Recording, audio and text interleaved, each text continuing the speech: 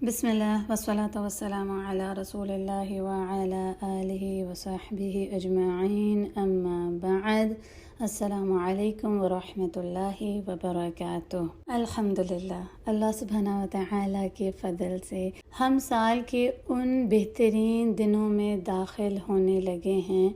جس میں کیا ہوا ہر عمل اللہ سبحانہ وتعالی کو بہت محبوب ہے۔ صحیح حدیث میں آتا ہے، قال رسول اللہ صلی اللہ علیہ وسلم، ما من ایام العمل فیہن افضل من ایام العشر، قیل ولا الجہاد فی سبیل اللہ، قال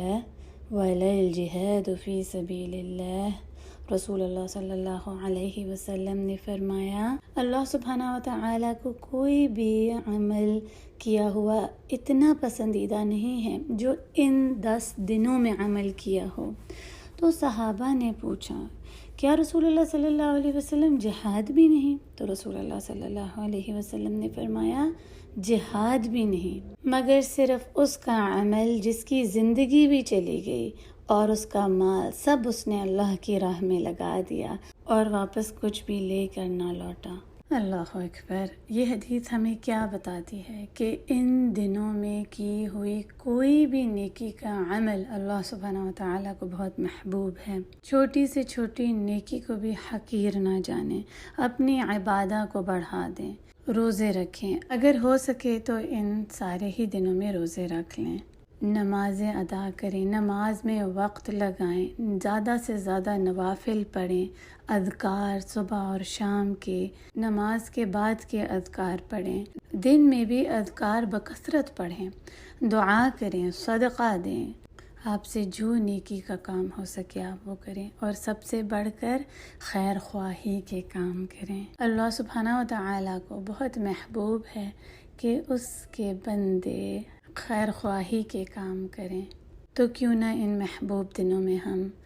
اللہ کی محبت کو پالیں خیر خواہی کے کام کر کے۔ اور خیر خواہی میں سب سے پہلے نرمی، بھلائی اور شفقت کا سلوک آتا ہے، جو ہم اپنے ارد گرد کے لوگوں کے ساتھ کر سکتے ہیں۔ اسی کے لیے ہم ان 10 دنوں میں خیر خواہی کے کاموں میں نرمی، شفقت، بھلائی کا سلوک کریں گے، اور آپ کے ساتھ ریکارڈنگ شیئر کی جائے گی، اور ہر روز ہم اس کو اپلائی کریں گے اپنی زندگی میں، اس پر عمل کریں گے، اپنی نامہ اعمال کو نیکیوں سے بھر دیں گے، ایک چھوٹے سے خیر خواہی کے سلوک کی وجہ سے۔